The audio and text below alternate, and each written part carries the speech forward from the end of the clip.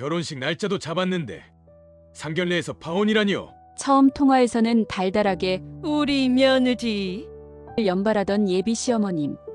하지만 상견례 날 아버지의 소형 SUV를 보시더니 돌변하셨어요. 사장님이 저런 차를 타고 다니시면 어떡해요? 이대로는 결혼 못 시키겠네요. 그렇게 파혼 통보를 하고 돌아가신 시어머님. 하지만 2주 후 충격적인 반전이 찾아왔어요. 시어머님의 둘째 아들이 지원한 회사가 다름 아닌 우리 아버지 회사였거든요. 300명이 넘는 중견 IT 기업의 대표였던 거죠. 갑자기 180도 달라진 시어머님의 태도. 매일같이 사과 전화에 값비싼 선물 세례까지. 제가 너무 성급했어요. 우리 며느리가 될 사람이 이런 집딸이었다니. 이제는 아예 회사까지 찾아와 아들 취업을 부탁하시는데 이 결혼을 어떻게 해야 할까요? 안녕하세요. 저는 판교의 IT 솔루션 기업에서 팀장으로 일하고 있는 35살 직장인입니다. 평범한 삶을 살아왔고 앞으로도 그렇게 살아갈 줄 알았던 제가 이런 글을 쓰게 될 줄은 몰랐네요. 어쩌면 제 이야기가 비슷한 상황에 처한 분들께 작은 도움이 될 수 있을까 하는 마음에 용기를 내어 글을 써봅니다. 저는 3년 전 지금의 예비 신랑을 소개팅으로 만났습니다. 첫 만남부터 참 좋았어요. 서로를 존중하고 배려하는 모습, 비슷한 가치관, 그리고 무엇보다 서로를 향한 진심이 느껴졌거든요. 1년 반 동안의 연애 끝에 저희는 결혼을 결심했고 양가 상견례를 앞두고 있었습니다. 예비 신랑은 대기업 중간 관리자로 안정적인 직장과 따뜻한 성격을 가진 사람이에요. 그의 가족 관계도 좋아 보였고 특히 어머니를 각별히 아끼고 존경하는 모습이 보기 좋았죠. 상견례 전 시어머니와 통화할 기회가 몇 번 있었는데 그때만 해도 저를 반갑게 맞아주시는 것 같았어요. 제 부모님도 예비 신랑을 무척 마음에 들어 하셨습니다. 특히 아버지는 신랑의 성실함과 예의 바른 모습을 높이 평가하셨어요. 우리 아버지는 IT 중견기업 대표이시지만 늘 검소하고 겸손하게 사시는 분입니다. 어려운 시절부터 한 걸음씩 회사를 일구어 오셨고 그 과정에서 겪은 고난과 역경이 지금의 아버지를 만들었다고 하시죠. 상견례를 일주일 앞두고 예비 신랑과 저는 설레는 마음으로 준비를 시작했습니다. 장소 예약부터 선물 준비까지 모든 것이 순조로웠어요. 하지만 그때는 몰랐습니다. 그날이 제 인생에서 가장 당황스럽고 황당한 날이 될 거라는 걸요. 지금도 그날을 생각하면 가슴이 먹먹해집니다. 돌이켜보면 모든 것이 너무나 갑작스러웠어요. 평화로웠던 일상이 하루아침에 뒤바뀌게 된 그날, 저는 예비 시어머니의 진짜 모습을 보게 되었고 인생에서 가장 큰 시련을 맞이하게 되었습니다. 그리고 그 시련은 우리 가족 모두에게 깊은 상처를 남기게 되었죠. 이제부터 제가 들려드릴 이야기는 겉으로 보이는 모습과 속마음이 얼마나 다를 수 있는지, 그리고 사람의 본성이 어떻게 극적으로 바뀔 수 있는지를 보여주는 우리 가족의 이야기입니다. 부디 제 경험이 비슷한 상황에 처한 분들께 작은 도움이 되었으면 합니다. 상견례 날짜가 다가올수록 예비 신랑과 저는 더욱 세세한 준비에 신경을 썼습니다. 장소는 신랑 측에서 제안한 호텔 레스토랑으로 정했어요. 시부모님께서 격식 있는 자리를 원하신다고 해서였죠. 저희 부모님은 어디든 좋다고 하셨지만 첫 만남인 만큼 시부모님의 의견을 따르기로 했습니다. 선물 준비도 꼼꼼히 했어요. 예비 신랑은 부모님께 드릴 선물을 고르면서 특히 어머니 선물에 공을 들였습니다. 어머니가 명품 브랜드를 좋아하신다며 유명 브랜드의 가방을 골랐죠. 저는 부모님 성향을 고려해 실용적이면서도 정성이 담긴 선물을 준비했습니다. 그날따라 예비 신랑은 유독 긴장한 모습이었어요. 어머니가 며느리감을 까다롭게 보신다. 하고 제 옷차림까지 신경 쓰더라고요. 저는 단정하고 품위 있는 옷차림으로 시부모님께 좋은 첫인상을 남기고 싶었습니다. 검은색 원피스에 진주 목걸이로 포인트를 주기로 했죠. 상견례 전날 예비 신랑은 저에게 시댁 가족들에 대해 더 자세히 이야기해 주었어요.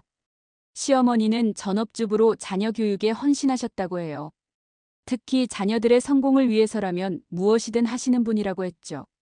시아버지는 공무원 출신으로 말씀이 별로 없으시다고 했어요. 시동생은 대학을 갓 졸업하고 취업 준비 중이라고 했습니다. 준비 과정에서 약간의 불안함이 있긴 했어요. 시어머니와의 통화에서 은근히 제 직업이나 집안 배경을 물어보시는 게 느껴졌거든요. 하지만 저는 그저 자녀의 배우자가 될 사람에 대한 당연한 관심이려니 생각했습니다. 어머니는 겉으로는 무서워 보이시지만 속은 따뜻하시다. 예비 신랑이 말하며 저를 안심시켰죠. 저희 부모님도 첫 상견례를 준비하시느라 분주하셨어요.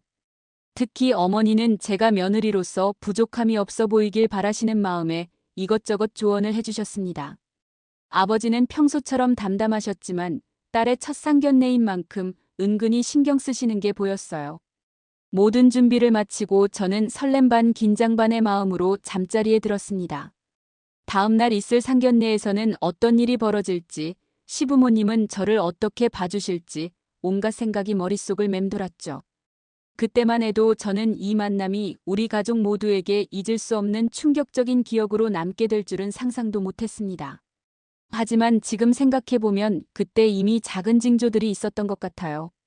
시어머니의 물질적인 것들에 대한 관심, 예비 신랑의 과도한 긴장, 그리고 제 마음 한구석의 불안감까지.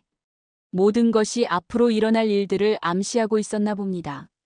상견례 당일 아침, 아버지는 평소처럼 소형 SUV를 몰고 나오셨어요. 제가 어렸을 때부터 타던 차였죠. 아버지는 회사가 어느 정도 궤도에 오른 뒤에도 그 차를 계속 타셨어요.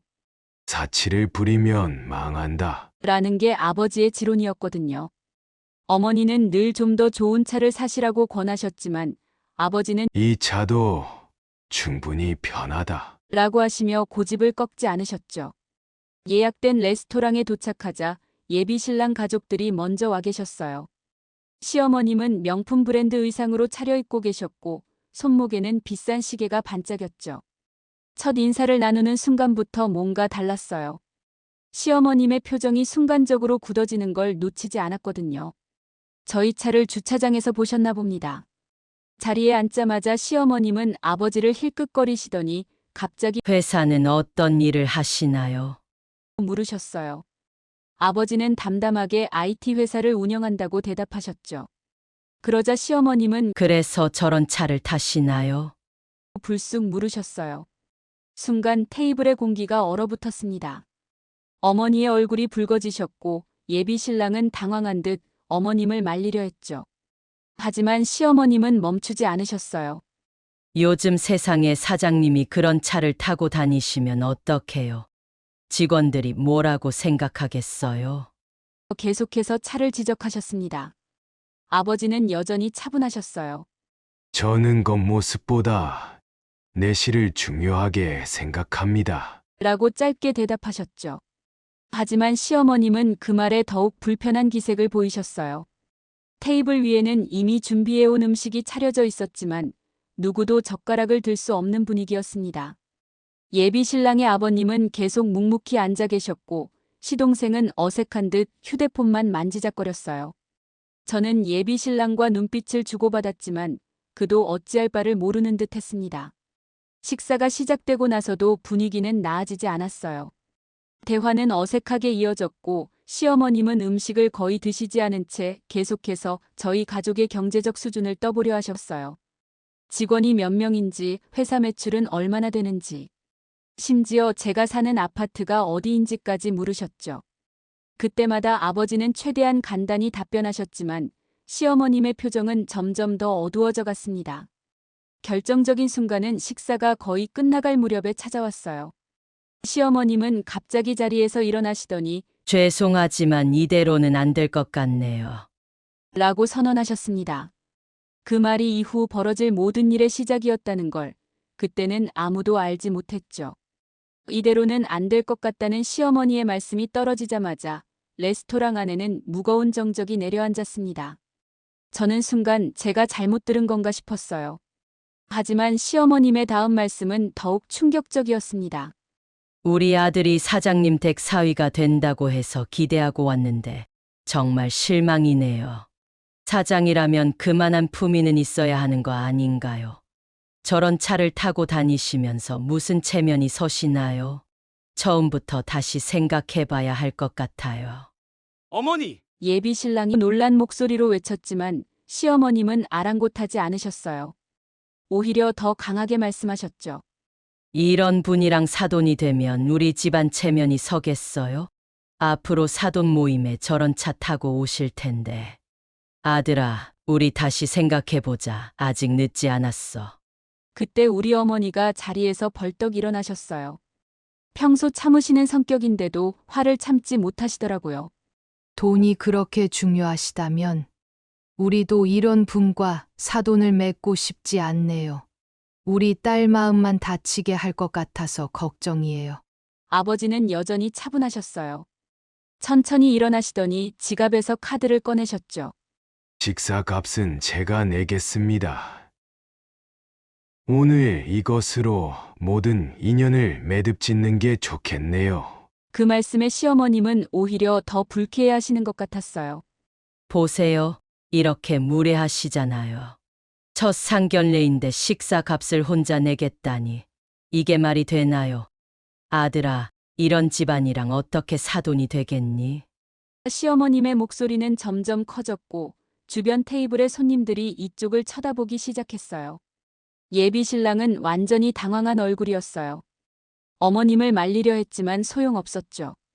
시어머님은 계속해서 우리 가족의 체면을 문제 삼으셨고 특히 아버지의 차를 거론하시며 사장이 저런 차를 타고 다니다니 회사도 보잘것없나 보네. 라는 말씀까지 하셨어요. 그 순간 예비 신랑의 동생이 갑자기 자리를 박차고 나가버렸어요. 나중에 안 사실이지만 그때 시동생은 아버지의 회사에 입사 지원을 하려고 생각하고 있었다고 해요.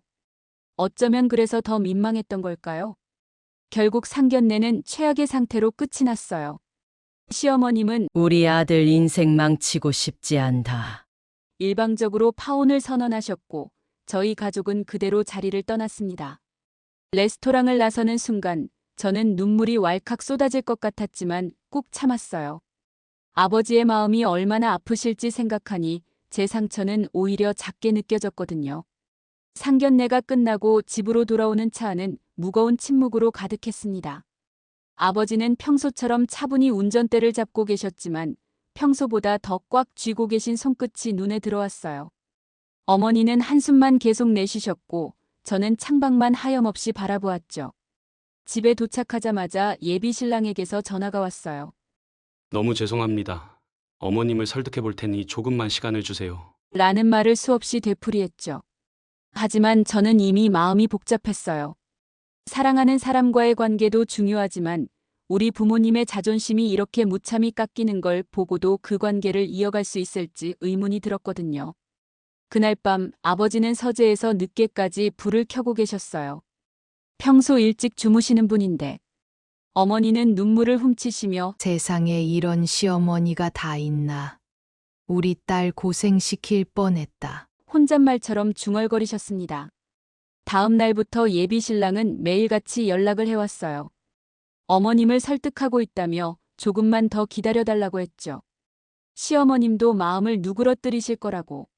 하지만 저는 그날 시어머님의 표정과 말씀을 잊을 수 없었어요. 그건 단순한 기분 탓이 아닌 내면에서 우러나온 진심이었다는 걸 느낄 수 있었거든요. 주변 지인들의 반응도 다양했어요. 어떤 친구는 차 때문에 파혼하자는 게 말이 되냐며 분개했고 또 어떤 친구는 이번 기회에 확실히 정리하는 게 좋겠다고 조언했죠. 회사 동료들은 그 시어머님이랑 결혼 생활하면 너무 힘들 것 같다며 오히려 다행이라고 말해주었어요. 특히 마음이 아팠던 건 아버지가 갑자기 차를 바꾸실 생각을 하시는 것 같았다는 거예요. 평소 본인의 신념을 꿋꿋이 지키시던 분이 딸 때문에 그런 생각을 하신다는 게 너무 마음 아팠죠. 어머니가 극구 말리시고 제가 울면서 반대하자 그제야 그 생각을 접으셨어요. 일주일이 지나도록 상황은 나아질 기미가 보이지 않았습니다.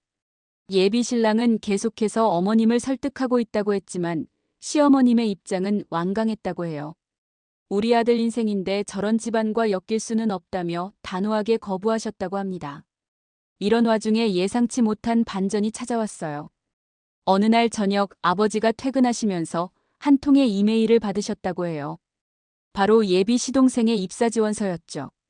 그리고 그 순간부터 모든 상황이 급반전되기 시작했습니다.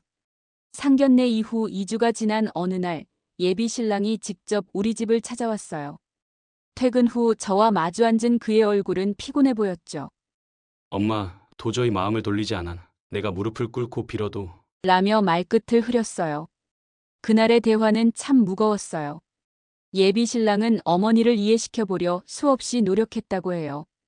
하지만 시어머님은 오히려 내가 눈이 멀었구나. 저런 집안이랑 결혼하면 네 인생도 망가져.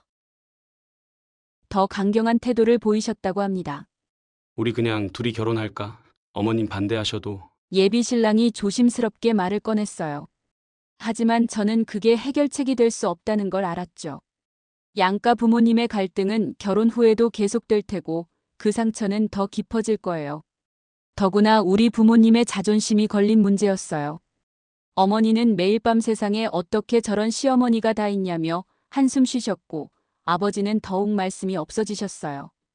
가끔 서재에서 홀로 술잔을 기울이시는 모습을 보면 마음이 찢어질 것 같았습니다. 친구들은 하나같이 차 때문에 파혼하자는 시어머니랑은 절대 살지 말라고 조언했어요. 회사 선배는 지금 이 정도면 결혼하고 나서는 더 할 거야라며 걱정했죠. 모두가 저를 걱정하는 마음에서 한 말이었지만 그때마다 예비 신랑의 진심 어린 눈빛이 떠올라 마음이 더 복잡해졌어요. 양가 부모님들의 입장 차이도 컸습니다.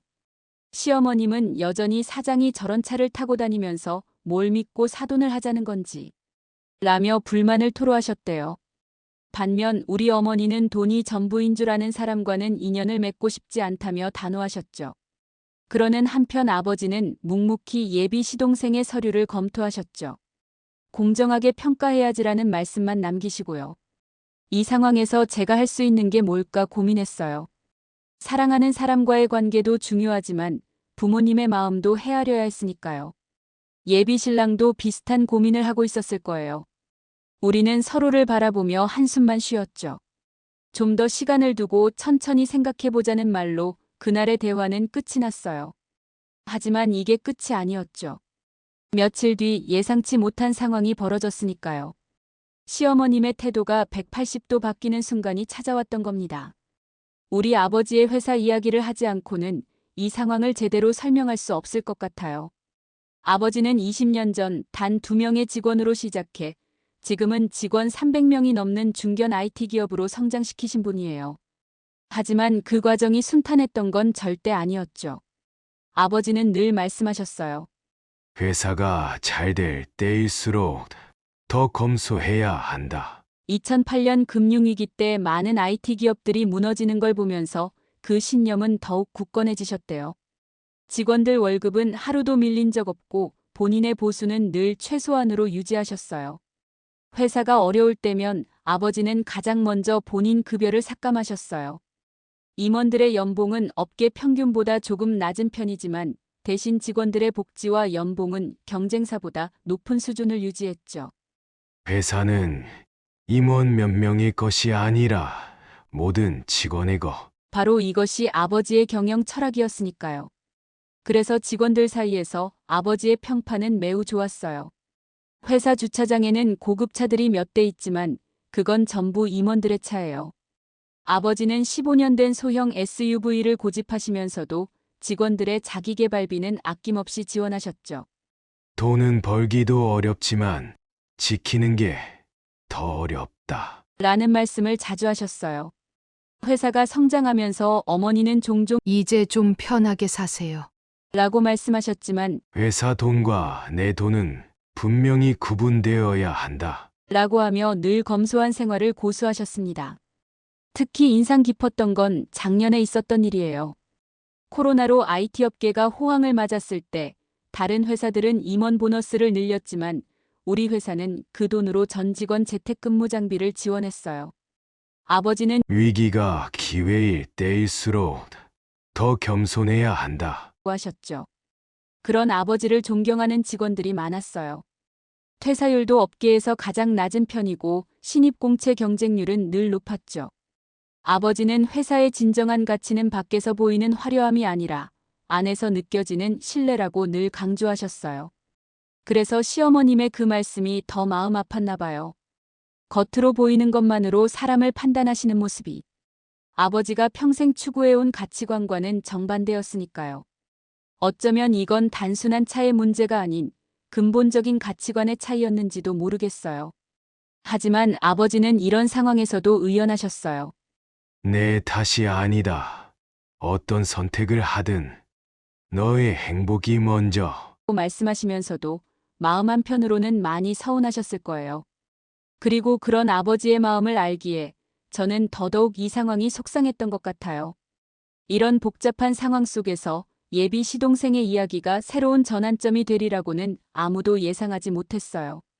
시동생은 올해 명문대를 졸업했지만 취업난의 벽 앞에서 고전하고 있었다고 해요.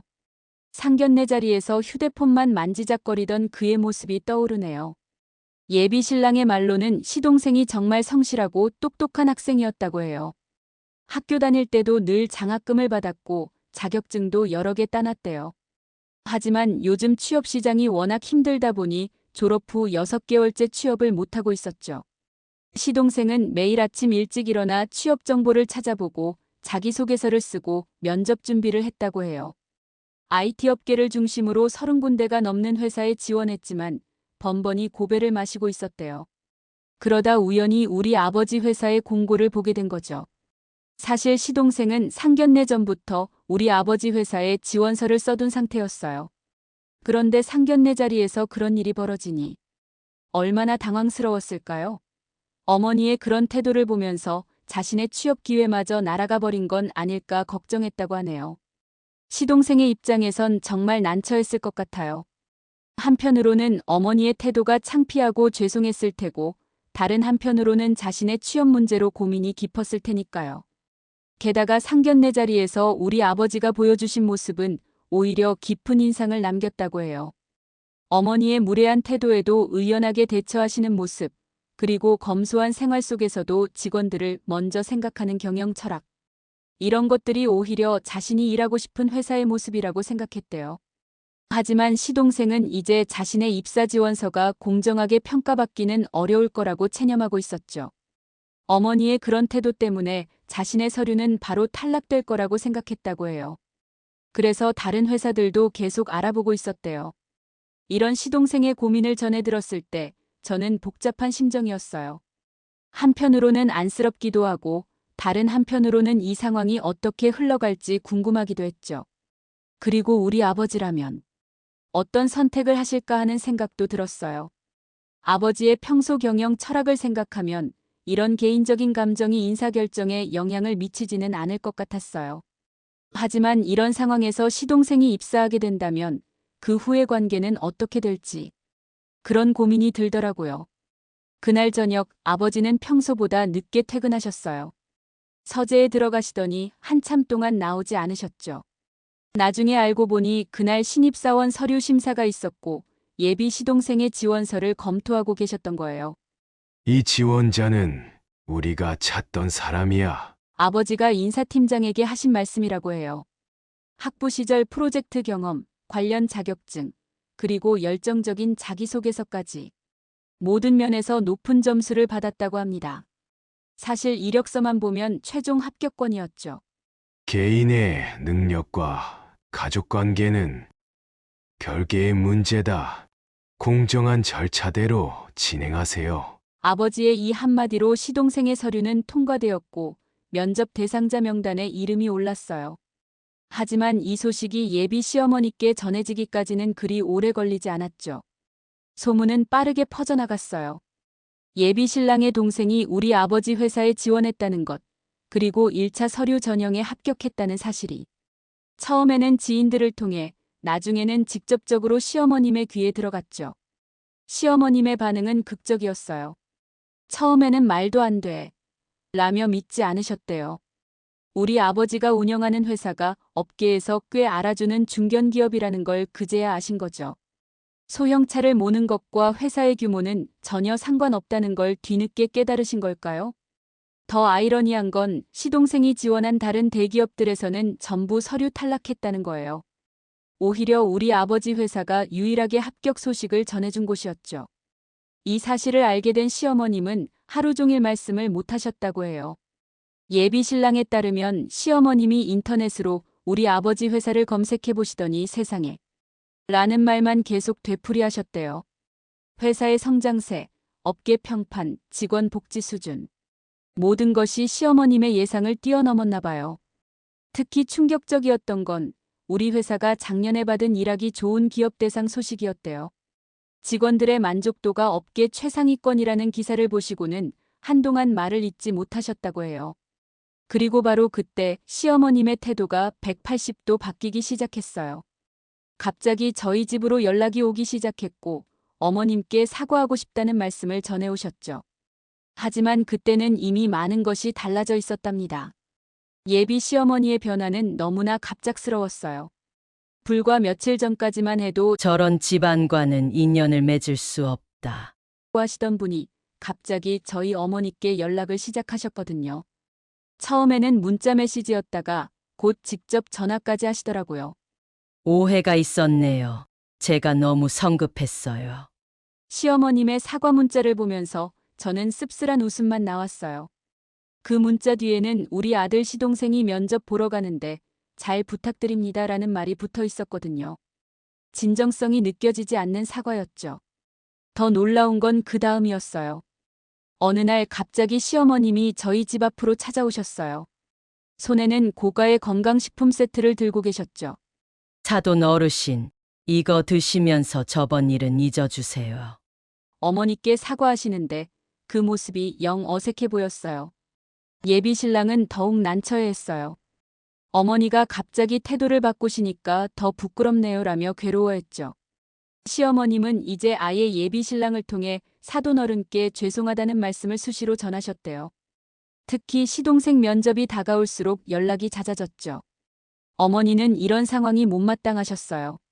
돈이 전부인 줄 알더니 이제 와서 이러시네. 선물도 전부 돌려보내셨죠. 하지만 시어머님은 포기하지 않으셨어요. 이번에는 더 비싼 선물을 보내오시더라고요. 가장 황당했던 건 시어머님이 갑자기 저를 극찬하기 시작하셨다는 거예요. 우리 며느리감이 이렇게 좋은 집안의 따님이었네요. 전에 하셨던 말씀은 마치 없었던 것처럼 구르셨죠. 심지어 주변 지인들에게 자랑하고 다니셨대요. 사돈집이 IT 업계에 떠오르는 기업이야. 그러다 결정적인 순간이 왔어요. 시동생의 면접날이 다가오자 시어머님이 직접 저희 집을 찾아오셨어요. 제가 잘못했어요. 우리 아들 취업만이라도 잘 될 수 있게 도와주세요. 하시는데 그때 아버지의 표정이 잊히질 않네요. 아버지는 여전히 의연하셨어요. 면접은 공정하게 진행될 겁니다.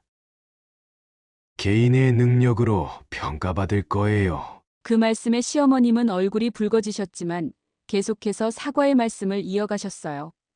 이런 상황을 보면서 저는 많은 생각이 들었어요.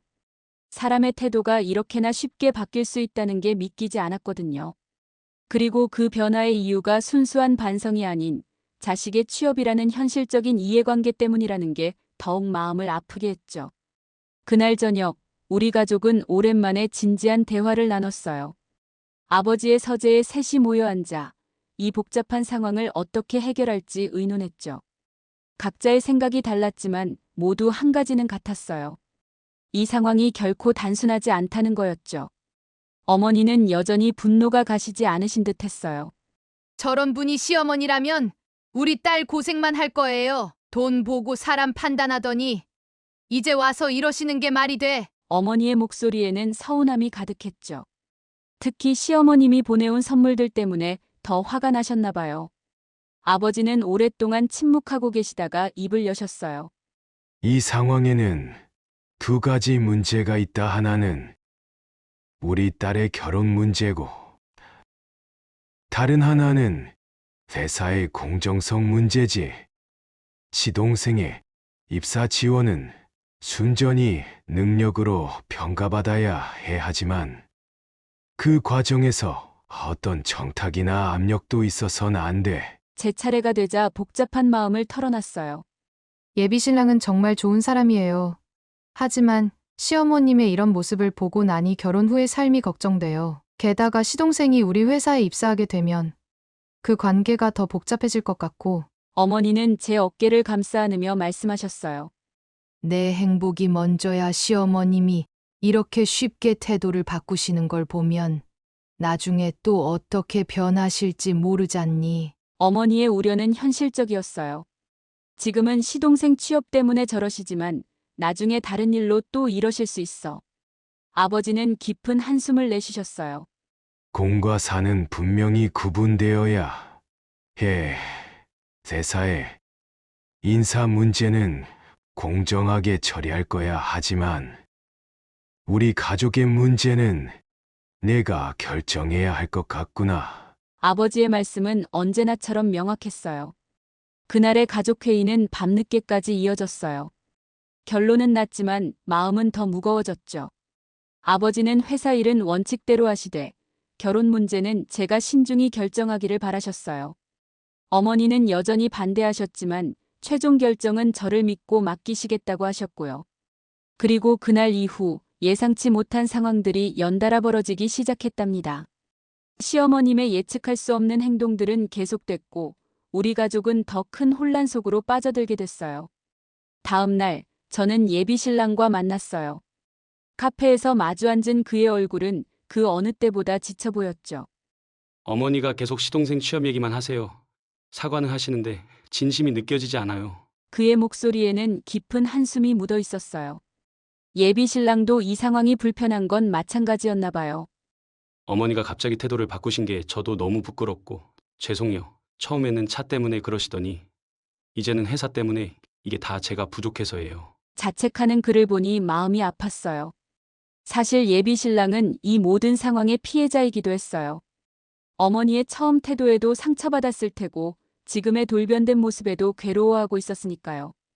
동생 취업 문제로 이렇게까지 하시는 어머니가 부끄럽습니다. 특히 장인어른께 정말 면목이 없어요. 어머님이 원래 돈을 좀 좋아하시나? 제가 물었어요. 예비 신랑은 잠시 생각에 잠기더니 대답했죠. 사실 전부터 그러셨던 것 같아. 내가 눈치채지 못한 거야. 항상 남들의 겉모습, 지위, 재산 이런 걸 중요하게 생각한 것 같아. 대화를 나누면서 우리는 점점 더 현실을 직시하게 됐어요. 이건 단순히 시어머님의 일시적인 태도 변화가 아니라 근본적인 가치관의 문제라는 거죠. 돈과 권력을 모든 것의 기준으로 삼는 시어머님과 우리 가족의 가치관은 너무나 달랐어요. 결혼은 두 사람만의 일이 아니잖아. 제가 말했어요. 우리 부모님들의 관계도 중요하고 앞으로 살아가면서 이런 일이 또 생길 수 있을 것 같아. 예비 신랑도 천천히 고개를 끄덕였죠. 마지막으로 그가 말했어요. 정말 미안해. 당신 입장에서는 이게 얼마나 불편하고 힘들었을지. 그리고 앞으로도 이런 일이 또 생길 수 있다는 게 더 큰 문제겠지. 우리는 서로를 바라보며 긴 침묵을 지켰어요. 그날의 대화는 결론 없이 끝났지만 우리 둘 다 마음 한편에는 이미 답이 있었던 것 같아요. 사랑하는 마음은 변함없었지만 그것만으로는 부족하다는 걸 알게 된 거죠. 시어머님의 구애는 날이 갈수록 더욱 적극적으로 변했어요. 매일같이 문자 메시지가 왔고 주말마다 선물이 배달되었죠. 한 번은 수백만 원짜리 명품 가방을 보내오셔서 깜짝 놀랐어요. 여태 보내온 것 중 가장 값비싼 것이었죠. 어머니가 얼른 돌려보내셨지만 다음 날 더 비싼 선물이 왔죠. 우리 아들이랑 꼭 다시 시작했으면 좋겠어요. 제가 잘못했어요. 시어머님의 문자에는 항상 이런 말과 함께 시동생 얘기가 따라붙었어요. 우리 작은아들도 이제 곧 면접인데 어머님께서 좋게 봐주시면 좋겠네요. 진정성 없는 사과가 반복될수록 마음은 더 멀어져 갔어요. 더 놀라운 건 시어머님이 저희 회사 주변 사람들에게까지 연락을 돌리기 시작하셨다는 거예요. 아버지 회사의 거래처 사장님들께 사돈될 뻔했던 분이에요라며 도움을 요청하셨대요. 심지어 인사팀장님께도 직접 연락을 시도하셨다고 해요. 제가 잘못 본 거예요. 사장님 회사가 얼마나 큰지도 모르고. 시어머님의 이런 말씀을 들을 때마다 마음이 불편했어요. 겉으로 보이는 것만으로 사람을 판단하시는 모습은 여전했거든요. 단지 판단의 기준이 차에서 회사 규모로 바뀌었을 뿐이었죠. 한 번은 시어머님이 제 직장까지 찾아오셨어요. 팀원들이 보는 앞에서 큰 선물 박스를 들고 오셔서 난처했죠. 우리 며느리가 될 사람인데. 라며 말씀하시는데 얼굴이 화끈거렸어요. 결국 그 선물도 돌려보냈지만 회사에서는 한동안 그 이야기로 시끄러웠죠. 시아버님도 이제는 적극적으로 나서시기 시작했어요. 우리 집사람이 실수했네요. 용서해 주세요. 하시면서도 뒤에는 꼭 시동생 얘기를 붙이셨죠. 예비 신랑의 표현대로 모든 대화가 결국 시동생 취업 문제로 귀결된다는 게 점점 더 분명해졌어요. 이런 상황이 계속되면서 주변에서도 걱정의 목소리가 커졌어요. 회사 선배는 지금도 이러신데 결혼하고 나면 더 하실 거라고 걱정했고, 친구들은 돈으로 모든 걸 해결하려는 분이랑은 살기 힘들 거라고 조언했죠. 그리고 그 말들이 맞다는 걸 증명이라도 하듯 시어머님의 다음 행동은 정말 예상을 뛰어넘는 것이었답니다. 결국 시동생의 면접날이 다가왔어요. 아버지는 그날 아침 평소보다 일찍 출근하셨죠. 면접관들을 모아놓고 특별히 당부하신 게 있다고 해요. 오늘 지원자 중에 내 사돈 될 뻔했던 분의 아들이 있다 하지만 어떤 영향도 받지 말고 순수하게 능력으로만 평가하. 아버지의 이런 원칙주의는 회사 내에서도 유명했어요. 예전에도 친인척이 지원했다가 탈락한 적이 여러 번 있었거든요. 심지어 아버지의 친구 자녀도 예외는 없었죠. 회사는 개인의 것이 아니라 모든 구성원이고. 아버지의 철학이었으니까요. 면접이 진행되는 동안 시어머님은 계속해서 연락을 시도하셨대요. 심지어 면접장 앞까지 찾아오셔서 대기하고 계셨다고 해요. 인사팀 직원들이 당황했지만 아버지는 평소와 다름없이 차분하게 면접을 진행하셨죠. 시동생은 실력이 있는 친구예요. 면접관들의 평가였어요. 기술 면접에서도 좋은 점수를 받았고 인성 면접에서도 괜찮은 평가를 받았대요. 하지만 문제는 그 다음이었죠. 면접이 끝난 후 시어머님이 직접 아버지를 찾아오셨어요. 사장님, 우리 아들 좀 잘 부탁드립니다. 제가 그때 실수한 거 이걸로 만회하게 해주세요. 거의 애원하다시피 하셨대요. 그때 아버지가 하신 말씀이 지금도 잊히지 않아요. 면접은 공정하게 진행됐고 결과도 그대로 통보될 겁니다. 하지만 말씀드리고 싶은 게 있네요. 회사의 가치는 자동차의 크기로 결정되지 않습니다. 사람의 가치도 마찬가지고요. 그 말씀을 듣고 시어머님은 한동안 아무 말씀도 못 하셨대요. 아버지는 이어서 말씀하셨죠. 진정한 사과는 무언가를 바라고 하는 게 아닙니다. 그저 잘못을 인정하고 반성하는 것이죠. 지금 어머님의 사과는 순수하지 않아 보입니다. 그날 저녁 아버지는 피곤해 보이셨어요. 하지만 의연한 모습은 여전했죠. 원칙을 지키는 게 때로는 힘들지만 그게 결국 모두를 위한 길이야. 그 말씀을 끝으로 아버지는 서재에 들어가셨고 그날의 긴 하루가 끝이 났답니다. 면접 결과가 나오기로 한 날 예상치 못한 일이 벌어졌어요. 시어머님이 또다시 우리 집을 찾아오셨는데 이번에는 완전히 달라진 모습이었어요. 이렇게 나오시면 우리도 할 말이 있습니다. 시어머님의 목소리는 더 이상 애원하는 톤이 아니었어요. 우리 아들 떨어뜨리면 우리도 가만히 있지 않을 거예요. 사장님이 그렇게 원칙을 강조하시더니 정작 사돈 될 뻔한 자식은 떨어뜨리시겠다. 이게 말이 됩니까? 어머니가 분노하며 맞받아치셨죠. 이제 본색을 드러내시는군요. 처음부터 이런 분이셨네요. 하지만 시어머님은 멈추지 않으셨어요.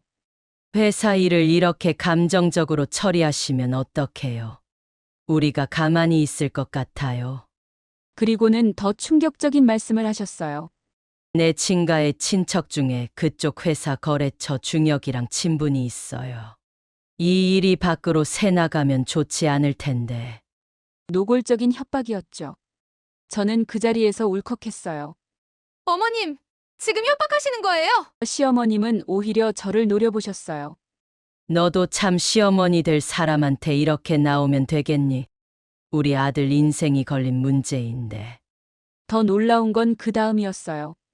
이 정도 회사 규모면 우리 아들 정도는 당연히 뽑아줘야지 안 그래? 나중에 며느리 될 사람 집안인데.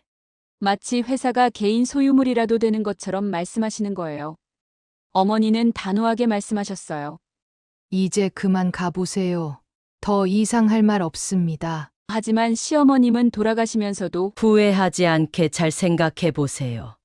이게 다 며느리 될 사람 생각해서 하는 말이에요. 하셨죠.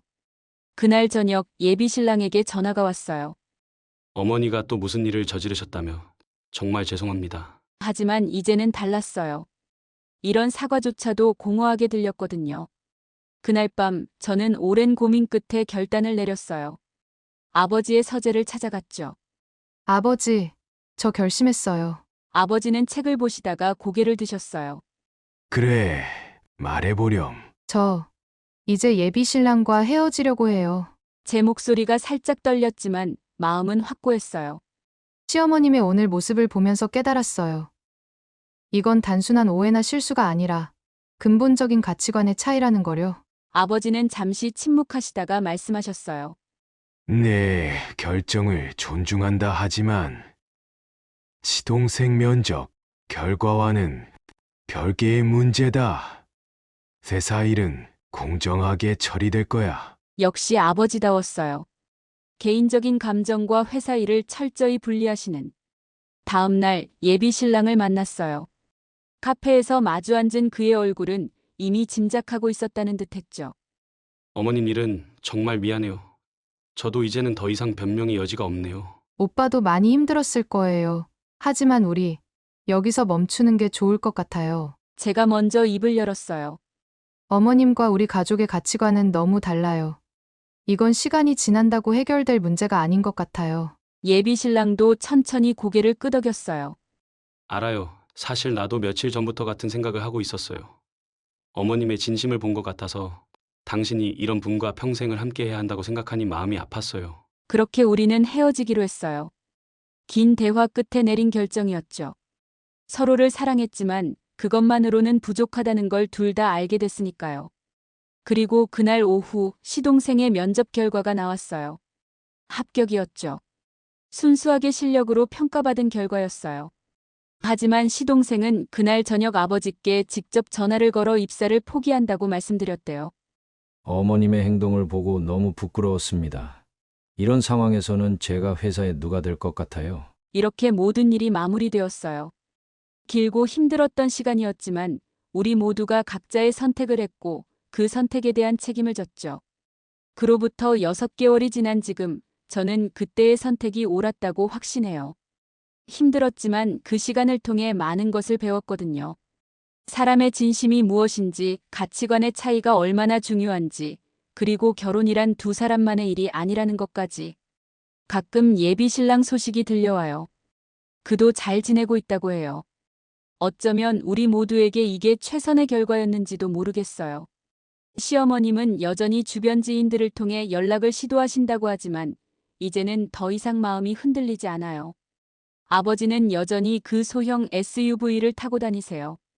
어쩌면 그 차는 이제 우리 가족의 자부심이 된 것 같아요. 겉모습이 아닌 진정한 가치를 추구하는 우리 가족의 상징처럼요. 어머니도 이제는 그 일을 웃으며 이야기하실 수 있게 되셨어요. 제 주변 지인들, 특히 결혼을 앞둔 친구들에게 이 이야기를 들려주면 다들 공감한다고 해요. 상대방의 가족과의 관계가 얼마나 중요한지, 그리고 가치관의 차이가 얼마나 큰 영향을 미치는지를 말이에요. 요즘도 가끔 그때를 생각해요. 만약 그때 시어머님이 처음부터 진심 어린 모습을 보여주셨다면, 혹은 내가 좀 더 참고 기다렸다면 어땠을까 하고요. 그리고 무엇보다 예비 신랑이 너무 그립습니다. 그냥 시어머님은 없는 셈치고 결혼을 했어야 했을까요? 이대로 30대 후반이 되고 결국 결혼을 못하지 않을까 걱정이 됩니다. 제가 잘못 생각했었다고 시어머님께 전화라도 해볼까요? 심지어 아버지께 그 시동생을 취직시켜주라고 부탁할까도 고려했었습니다. 여러분이 저 상황이라면 어떤 선택을 하시겠어요?